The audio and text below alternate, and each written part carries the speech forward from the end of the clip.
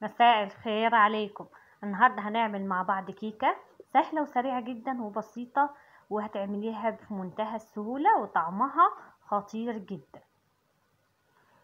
اول حاجة معايا قالب مربع او بيضاوي زي ما تحب، اي قالب موجود عندك كده، وبغلفه بالستريتش او ببلاستيك، اي اكياس بلاستيك موجودة عندك. المهم ان انت بتغلفي القالب بالشكل ده كده. وبعدين بقى معايا 400 جرام من البسكوت السادة، سواء بسكوت موجود عندك من النوع ده او بسكوت سادة بتشتريه، المهم ده 400 جرام.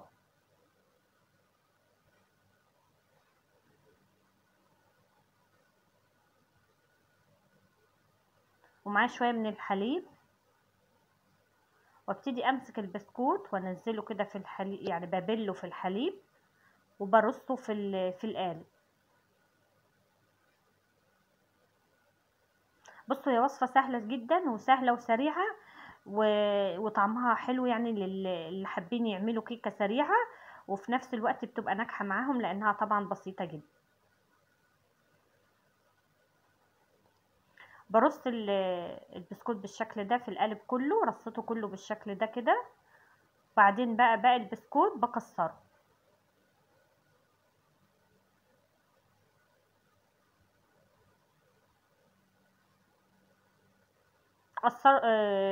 كسرته كله بالشكل ده. بعدين بقى معايا كيلو من الحليب،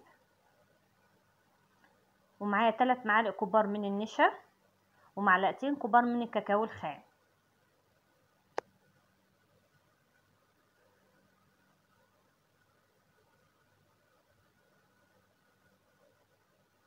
هنجيب المضرب عشان ندوب بيه، واحط 4 معالق كبار من السكر زي ما تحبي. حابه تزودي السكر اكتر من كده زودي، حابه تقلليه قللي، يعني السكر زي ما تحبي.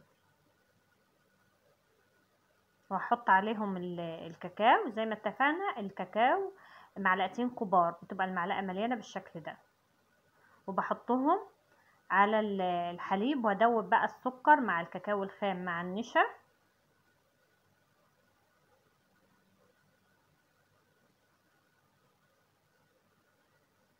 يلا بقى يا حبايبي، الكل هيحط لايك للفيديو، واللي لسه ما اشتركش معايا في القناه يشترك ويفعل الجرس على الكل عشان ينزله كل فيديوهاتي الجديده. طبعا انا دوبت على البارد كده. اول ما دابت معايا كل الحاجات اللي انا حطيتها، بنروح عند البوتاجاز وابتدي بقى اقلب فيها وانا مولعه البوتاجاز لحد ما قوامها يتقل معايا بالشكل ده.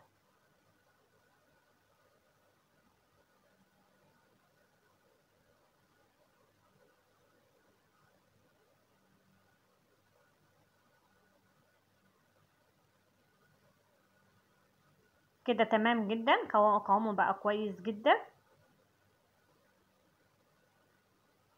بعدين بقى بحط معلقه كبيره من الزبده، وبحط مكعبات من الشوكولاته حوالي 120 جرام، وادوبهم. الزبده ومكعبات الشوكولاته بتعزز طعم صوص الشوكولاته اللي احنا عاملينه، وبيخلي طعمه افضل واحسن بكتير. بدوبهم كده.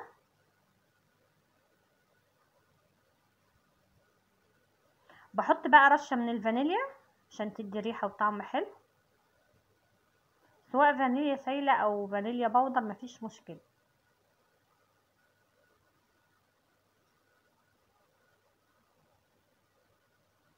بعدين بقى بجيب البسكوت اللي احنا كسرناه، وبحط عليه نص الشوكولاته ونص التاني بخليه، واقلب البسكوت كويس جدا مع الشوكولاته.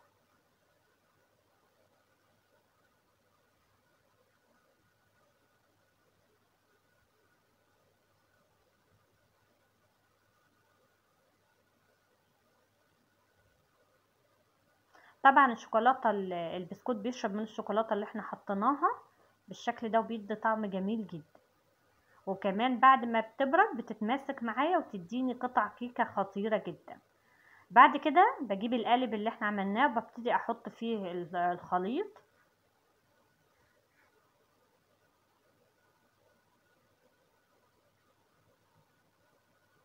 بسويه والم كله واحطه فيه.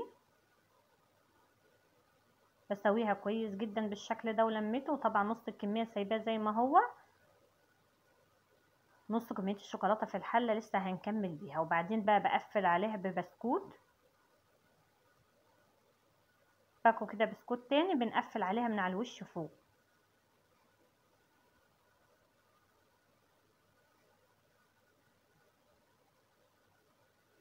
كده تمام جدا. قفلت عليها، بغطيها بقى بالبلاستيك، بلف كده الحته اللي انا كنت سايباها زياده، عشان كده انا سايباها زياده علشان اقفل عليها كويس بالشكل ده.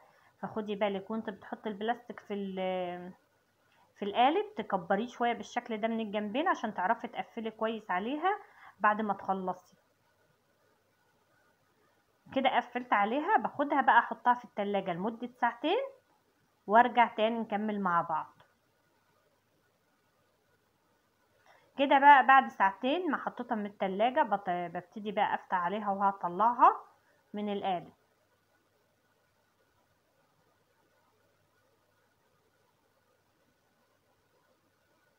طبعا طبق طويل او سواء الغطا بتاع القالب بالشكل ده بتقلبي فيه، او طبق كبير، اي حاجة كبيرة عندك وطويلة تقدري تقلبي عليها القالب بالشكل ده. طبعا انا بقى حطيته في طبق اكبر تاني علشان هغلفه بقى بالشوكولاتة، عشان لما لو حاجة وقعت تقع في الطبق. باقي الشوكولاتة بقى اللي احنا كنا سايبينها في الحلة هنبتدي نحطها على القالب من بره عشان نغلفها بيها.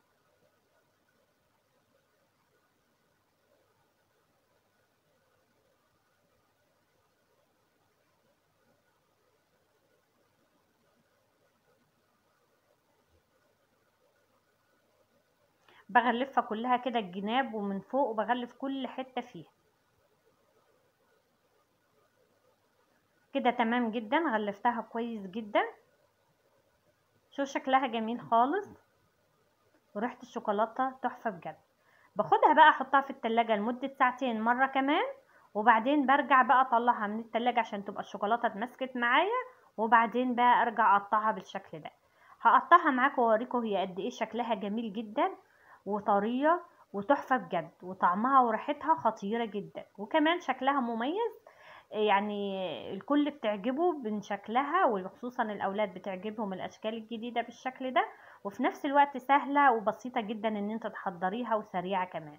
اتمنى بقى الفيديو يكون عجبكم.